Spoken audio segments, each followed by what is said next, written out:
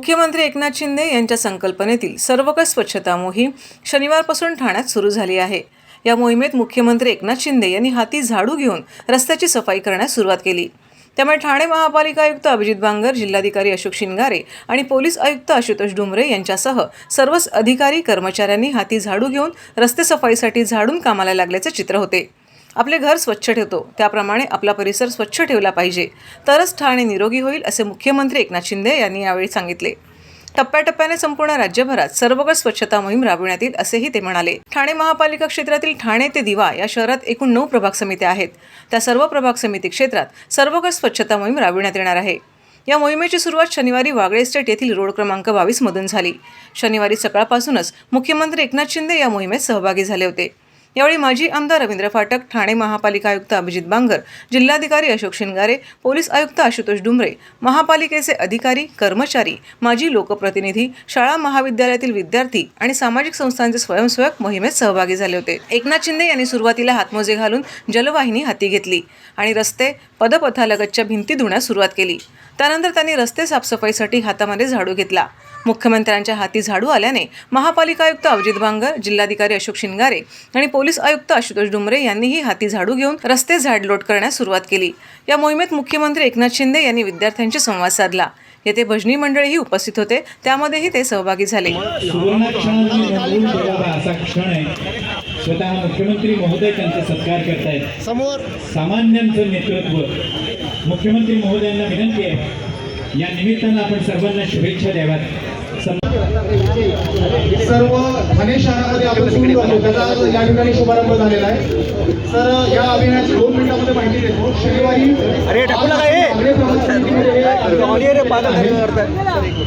Sir Wagle या शनिवारी हे अभियान नवीन वर्षाचं स्वागत आपण करूया, परंतु वर्षाच्या समारोप प्रसंगी एक अभियान आपण सुरू केलेलं आहे, डीप क्लिनिंग ड्राईव्ह। हे अभियान मुंबईतून सुरू झालं, आज ठाण्यामध्ये त्याला सुरुवात होते आहे। आज जवळपास 5000पेक्षा जास्तीचे आज स्वच्छता दूत या ठिकाणी आहेत आणि खऱ्या अर्थाने यामध्ये महापालिका आयुक्तांनी एक चांगलं प्लॅनिंग केलेलं आहे। एक मोठा विभाग घ्यायचा आणि इतर विभागातले कर्मचारी आणि मॅनपॉवर मशिनरी इकडे आणायची आणि त्यांनी त्याप्रमाणे आज पाहिलं आहे की पहिले रस्ते स्वच्छ केले जातात झाडूने, त्यानंतर रस्त्यावरची माती ब्रशनी केली जाते, स्क्रबिंग केलं जातं आणि त्यानंतर प्रेशर पाईपने पाणी मारलं जातं। अशा प्रकारची संकल्पना आहे आणि त्यामुळे आजच्या या अभियानामधून हे अभियान आजपासून 24 फेब्रुवारीपर्यंत हे सुरू राहणार आहे। विभागामध्ये अशा प्रकारचे मॅनपॉवर मोबिलाईज करून, मशिनरी मोबिलाईज करून त्या भागामध्ये रस्ते, फुटपाथ, आतली गटारं, फुटपाथची गटारं, नाले, पब्लिक टॉयलेट, अंतर्गत रस्ते, अंतर्गत पायवाटा, गल्ल्या, हे सर्व यामध्ये स्वच्छ होणार आहे। आणि त्याचबरोबर ज्या ज्या ठिकाणी मेडियनमध्ये वृक्षारोपण करायचं आहे, वृक्षारोपण ज्या ज्या ठिकाणी ग्रीन कवर तयार करण्याची संधी आहे तिकडे ग्रीन कवर तयार करायचं आहे, अर्बन फॉरेस्ट तयार करायचं आहे, पोल्युशन कमी करण्यासाठी जे जे काही वापरायचं आहे त्याचा वापर करण्याच्या सूचना दिलेल्या आहेत। सर्व नागरिकांना आवाहन करण्यात येत आहे की सध्या डासांमार्फत पसरणाऱ्या डेंग्यू या आजाराचा प्रसार रोखण्यासाठी प्रत्येकाने पुढील प्रमाणे कार्यवाही करावी। डेंग्यू आजार एडिस इजिप्ती हा डास चावल्याने होतो। या डासांची पैदास साचलेल्या किंवा साचवलेल्या स्वच्छ पाण्यामध्ये होते। 8 दिवसांपेक्षा जास्त दिवस पाणी उघडे व साचून राहिल्यास त्यात डास अंडी घालतात। अंड्यांच्या अळ्या तयार होऊन पुढे डास तयार होतात। यासाठी आपल्या घरातील पाणीसाठे, उदाहरणार्थ बॅरल्स, पिंपे, टाक्या, हौद, रांजणे इत्यादी दर आठवड्याला रिकामे करून घासून पुसून कोरडे करून पुन्हा भरावे। 1 दिवस कोरडा दिवस म्हणून पाळावा। पाणी साठ्यांना घट्ट झाकणे बसवावीत किंवा जुनी साडी, चादर, धोतर यांनी बांधून झाकून ठेवावीत, म्हणजे डास त्यात जाऊन अंडी घालणार नाहीत। घराच्या गच्चीवर, आजूबाजूला, अंगणात कोठेही पाणी साचू देऊ नये। भंगार सामान उघड्यावर टाकू नये। उदाहरणार्थ टायर्स, प्लास्टिक सामान, कुंड्या, टाकाऊ वस्तू इत्यादी। अशा सामानात पावसाचे पाणी साठून त्यात डेंग्यूच्या डासांची पैदास होते। घरातील कूलर्स, फ्रीजच्या पाठीमागील ट्रे हे देखील वेळोवेळी कोरडे करावेत। लक्षात ठेवा, नुसत्या फवारणीने डास घनता कमी होत नाही, तर त्यासाठी डास पैदास ठिकाणे नष्ट करणे ही आपल्या सर्वांची जबाबदारी आहे। कोणताही ताप अंगावर न काढता जवळच्या शासकीय रुग्णालयात मोफत औषधोपचार घ्या। अशा प्रकारे नागरिकांनी सहकार्य केल्यास डेंग्यूचा प्रसार रोखणे सहज शक्य आहे।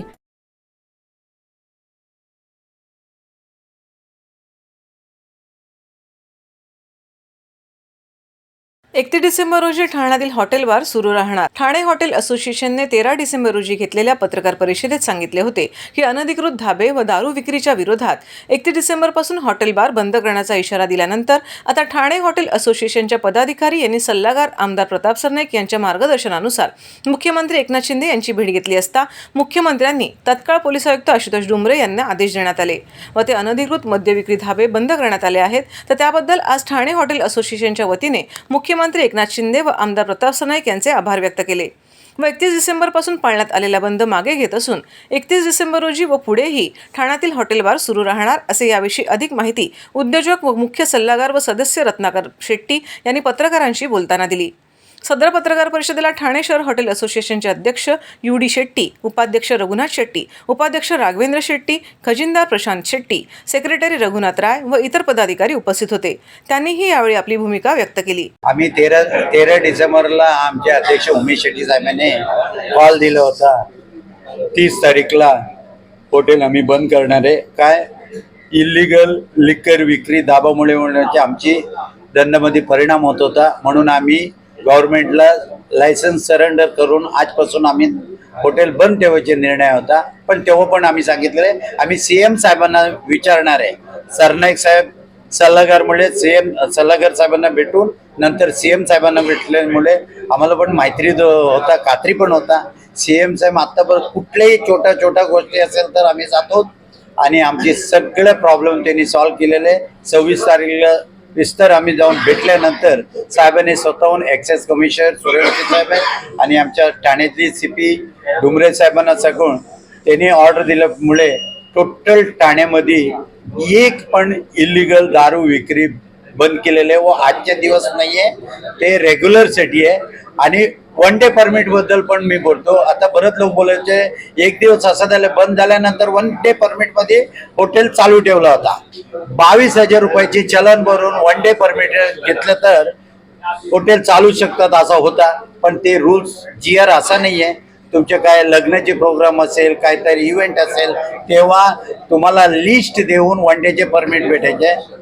आणि मी असं असेल तर मी पण सांगितलं सर 365 दिवस लायसन्स फीस भरून बसण्यामुळे त्याच्यापेक्षा मी आहे ना नुसतं सोमवार नको, आम्हाला मंगळवारी नको, गुरुवारी नको आणि संकष्टी नको, एकादशी नको, असं बरंच काय गव्हर्नमेंट सुट्टी आहे ते दिवस ना आम्ही जास्त केलं तर पण आमची पण पैसा वाचणार आहे आणि गव्हर्नमेंटचे रेव्हेन्यू खूप डुबणार आहे। हे बद्दल आम्ही सुरेश विषय साहेबांना मी विस्तार सांगितल्यानंतर त्यांना पण समजले, ते म्हणून 1 डे परमिटमेंट इलिगल दाबाला इव्हेंटसाठी देणार नाही म्हणून सांगितलेलं आहे। आणि कुठले सोसायटी फंक्शन असेल, लग्नाचे फंक्शन असेल ते अप्लाय केलं तर ते देऊ शकतात। सर तुम्ही लोकांना वाटत असेल 4 दिवससाठी, आम्हाला माहिती आहे आमचे CM साहेब 4 दिवससाठी कधी निर्णय नाही घेतले आतापर्यंत। जे गव्हर्नमेंटचे त्यांनी आल्यानंतर कुठले निर्णय 4 दिवससाठी नाही आहे, ते रेग्युलर असणार आहे आणि आम्ही पण त्यांच्या सोबत आहे। त्याच्यामुळे आम्ही रेग्युलर आमची म्हणणं पण हे ते साहेब आम्हाला सपोर्ट करणार आहे आणि आम्ही गव्हर्नमेंटसाठी लढतो। बघायला गेला तर गव्हर्नमेंटचे रेव्हेन्यू वाढतो आम्ही, नुसतं आमचीच पोटभराच्या विषयामध्ये बोलत नाही। आम्ही गव्हर्नमेंटचे पण नुकसान होतो, लिकेज बंद करण्यासाठी आम्ही हे प्रेस कॉन्फरन्स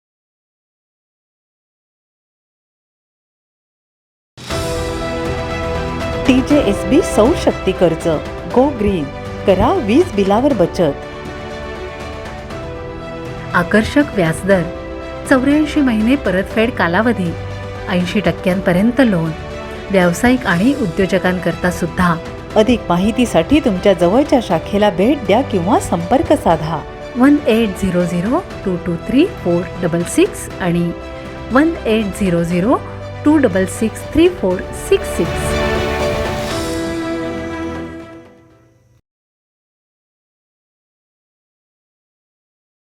राष्ट्रीय सहकार धोरण समितीच्या तज्ज्ञ सदस्यपदी सीताराम राणे यांची नियुक्ती. सहकारातून समृद्धी ही संकल्पना साकार करण्यासाठी केंद्र सरकारने पुढाकार घेतला आहे.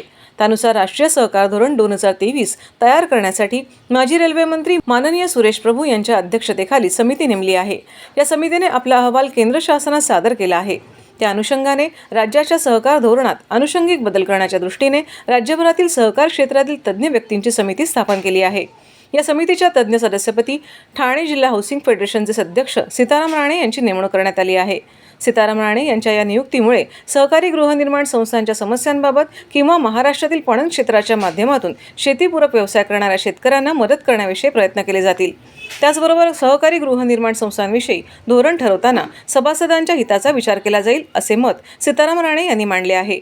राणे यांच्या या केंद्रीय समितीतील सहभागाबद्दल सहकार क्षेत्र तसेच सहकारी गृहनिर्माण क्षेत्रातून त्यांच्यावर अभिनंदनाचा वर्षाव होत आहे.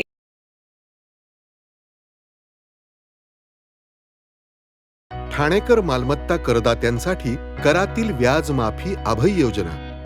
31 डिसेंबर 2023 पर्यंत मालमत्ता करावरील 100% व्याज माफ. तसेच 1 जानेवारी ते 15 जानेवारी 2024 या कालावधीमध्ये मालमत्ता करावरील 75% व्याज माफ.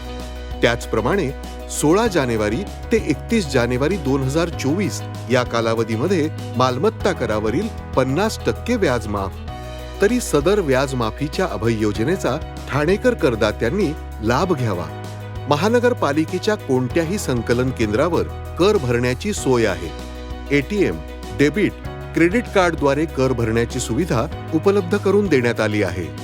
सोमवार ते शनिवार या दरम्यान सकाळी 10:30 ते सायंकाळी 5 वाजेपर्यंत संकलन केंद्राची वेळ असून करदात्यांच्या सोयीसाठी रविवारी संकलन केंद्र सकाळी 10:30 ते दुपारी 1:30 वाजेपर्यंत सुरू ठेवण्यात येत आहे.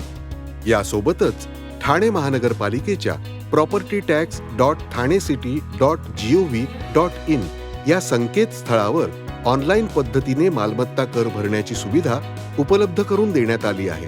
तसेच गुगल पे, फोन पे, पेटीएम आणि भीम ॲपद्वारे आपला कर सुलभतेने जमा करू शकता. ठाणे महापालिका क्षेत्रातील सर्व करदात्यांना विनंती आहे की आपण या व्याजमाफी अभय योजनेचा जरूर लाभ घ्या आणि आपला मालमत्ता कर लवकरात लवकर महापालिकेमध्ये जमा करून महापालिकेस सहकार्य करा. धन्यवाद. बदलत्या हवामानाने वाढले आजार. सर्दी ताप खोकल्याने ठाणेकर बेजार. सिव्हिल रुग्णालयात 2 महिन्यात 984 रुग्णांची नोंद. बदललेले वातावरण, वाढते धुके, सकाळी वाढलेले धुळीचे प्रमाण, वाढते प्रदूषण यासारख्या कारणांमुळे सर्दी ताप खोकल्याचे रुग्ण वाढले आहेत. 25% रुग्णांमध्ये वाढ झाली असून 2 महिन्यात ठाणे महापालिका हद्दीत 17,325 रुग्ण तर सिव्हिल रुग्णालयात 984 रुग्णांची नोंद झाली आहे. त्यापैकी 195 रुग्ण या आजारांनी सिव्हिल रुग्णालयात उपचारासाठी दाखल झाले होते. ठाणे महापालिका आरोग्य केंद्राबरोबर खासगी क्लिनिक आणि सिव्हिल रुग्णालयात दररोज सर्दी ताप खोकल्याचे रुग्ण तपासणीसाठी येत आहेत. या रुग्णांना 5 ते 6 दिवसांचा औषध गोळ्यांचा कोर्स दिला जातो. तर त्रास जास्त असणाऱ्यांना सिव्हिल रुग्णालयात 3 ते 7 दिवस दाखल करून घेतले जाते अशी माहिती रुग्णालयाने दिली. ठाणे महापालिकेतील बदलत्या हवामानाने वाढले आजार. सर्दी ताप खोकल्याने ठाणे 30 आरोग्य केंद्रात 17,325 रुग्ण 2 महिन्यात या आजारांचे आढळले असून त्यांना उपचार देण्यात आले आहेत. कळवा रुग्णालयात सर्वाधिक रुग्णांची नोंद झाली. 3,686 इतक्या रुग्णांची तपासणी कळवा रुग्णालयात झाली. त्यापाठोपाठ लोकमान्य येथील आरोग्य केंद्रात 2,907 इतक्या रुग्णांची नोंद झाली.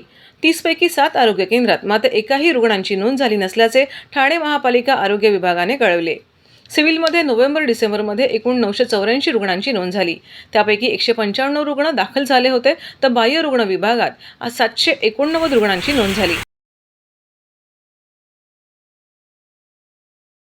31st सेलिब्रेशनवर 3,000 पोलिसांचा वॉच. 56 ठिकाणी नाकाबंदी. सन 2023 या वर्षाला निरोप आणि सन 2024 या नवीन वर्षाच्या स्वागतासाठी 31ला मोठा जल्लोष होतो. ठाण्यातील हॉटेल्स, बार, रेस्टॉरंट, लॉज, बंगले, येऊर परिसर, ढाबे हे नव्या वर्षाच्या स्वागतासाठी सज्ज झाले आहेत. या जल्लोषात कुठलाही अनुचित प्रकार घडू नये म्हणून ठाणे पोलिसांनी चोख बंदोबस्ताचे नियोजन केले आहे. तब्बल 3085 पोलीस कर्मचारी SRPF, RCPच्या कंपन्या तैनात करण्यात आल्या आहेत. तर वाहतूक पोलिसांनीही मद्यपी वाहन चालकांवर करडी नजर ठेवली आहे. तब्बल 395 वाहतूक शाखेचे पोलीस अधिकारी आणि पोलीस कर्मचारी तैनात करण्यात येणार आहेत, अशी माहिती सहपोलीस आयुक्त दत्ता कराळे यांनी पत्रकार परिषदेत दिली. 31ला ठाणे पोलिसांनी कायदा आणि सुव्यवस्थेच्या दृष्टीने जय्यत तयारी केली आहे. तर वाहतूक पोलिसांनीही मद्यप्राशन करून वाहन चालविणाऱ्या तळीराम चालकांवर कारवाईसाठी तयारी ठेवली आहे. ठाणे पोलीस आयुक्तालयातील 5 परिमंडळात 3085 पोलीस अधिकारी आणि कर्मचाऱ्यांचा चोख बंदोबस्त तैनात करण्यात येणार आहे. शहरातील सर्वच प्रमुख चौकात नाकाबंदी करून ड्रिंक अँड ड्राईव्ह कारवाई मोहीम राबविण्यात येणार आहे. वाहन चालकाच्या हालचालींवर लक्ष ठेवीत संशय आल्यास त्याची ब्रेथ अॅनालायझर मशीनद्वारे तपासणी करून मद्यपान केले आहे का हे तपासले जाणार आहे. अशा मद्यपी चालकांचा शोध घेण्यासाठी ठाणे आयुक्तालयाच्या हद्दीत 56 ठिकाणी नाकाबंदी करण्यात येणार असून मद्यप्राशन केल्याच्या तपासणीसाठी 33 संयंत्र सज्ज करण्यात आलेले आहेत. तर वाहतूक पोलिसांनी देखील ठिकठिकाणी चोख बंदोबस्त ठेवलेला असून यात 1 पोलीस उपायुक्त आणि 2 सहाय्यक पोलीस आयुक्त यांच्यासह पोलीस कर्मचारी तैनात करण्यात येणार आहे. तर सोबतच गुन्हे शाखेच्या 5 परिमंडळात 5 टीम कार्यरत राहणार आहेत. नववर्षाच्या स्वागताप्रित्यर्थ आम्ही गेल्या 2 दिवसामध्ये ठाणे पोलीस आयुक्तालयामध्ये ऑल आउट ऑपरेशन्स राबवले होते. यामध्ये साधारणपणे 16 अवैध शस्त्र, 15 फरारी आरोपी, 14 पाहिजे असलेले आरोपी असे जवळ 30 आरोपी यांना अटक केली आहे. साधारणपणे रेकॉर्डवरचे 555 गुन्हेगारांची तपासणी करून त्यांच्या हालचाली आम्ही चेक केल्या आहेत. त्याशिवाय 373 आस्थापना आपण चेक केल्या आहेत. त्यामध्ये कुठं काही आक्षेपार्ह आढळत असेल तर त्यांच्यावरही कारवाई करण्यात आली आहे. याशिवाय एकूण आपण 920 MVAct खाली ट्रॅफिकच्या कारवाई करण्यात आल्या आहेत. मोटर वाहन कायद्याखाली कारवाई करण्यात आल्या आहेत. ही कारवाई गेल्या 2 दिवसातली असली तरी अशीच कारवाई ह्या पुढे पण चालू राहणार आहे पुढचे 3-4 दिवस. आणि विशेषतः 31 डिसेंबरला बंदोबस्तासाठी आम्ही सर्वजणच रस्त्यावर असू. माननीय CP सरांपासून ते शेवटचे PC आम्ही सगळेजण बंदोबस्तात असू. साधारणपणे CP सर स्वतः जॉईंट CP, मी ॲडिशनल CPज आम्ही 4, सगळे DCP असे साधारणपणे 500 अधिकारी आणि 5000 पोलीस अधिकारी अंमलदार, 5000 पोलीस अंमलदार असा आमचा बंदोबस्त त्या दिवशी लागला असेल. यामध्ये प्लेन क्लोथमध्ये आम्ही जास्त प्रमाणात बंदोबस्त ठेवणार आहोत गर्दीच्या ठिकाणी लक्ष ठेवण्यासाठी. त्याशिवाय ड्रोनचा आणि CCTVचा वापर करणार आहोत. साधारणपणे आपल्याकडे मगाशी मी चुकून 1000 म्हणालो, पण आपल्याकडे साधारणपणे 2000 CCTVज आहेत सर्वत्र आयुक्तालयामध्ये. त्याशिवाय खाजगी CCTVसुद्धा आम्ही चेक करून त्याचा वापर योग्य रीतीने चालू आहे आणि त्याच्यात चित्रीकरण होऊ शकेल याची खात्री केली जाणार आहे आणि त्याप्रमाणे आम्ही सर्वांचे लक्ष ठेवणार आहोत. याशिवाय RCP, SRPF, आमचे स्ट्रायकिंग फोर्सेस, QRT हे सुद्धा आम्ही अलर्ट ठेवणार आहोत. कारण दुसऱ्या कुठल्याही प्रकारचा धोका होता कामा नये या दृष्टीने आम्ही तयारी केली आहे.